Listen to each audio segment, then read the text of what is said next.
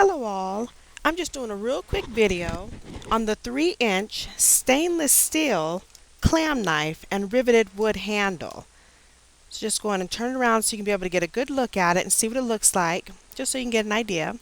I have meatballs here. What I'm planning on doing is I'm gonna, instead of just using it just for clams, I'm showing that you can be able to you can use this knife for other purposes.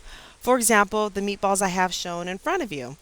I'm going to go ahead and cut them just and let you see it in action so you can see it's a versatile use. You can use it for many different things.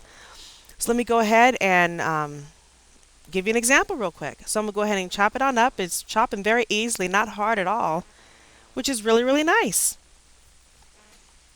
So chopping them on up, and you can easily be able to make it so it can be bite-sized pieces for the little ones, so they can be able to eat the food and it not to be a hard problem for them. So there you go.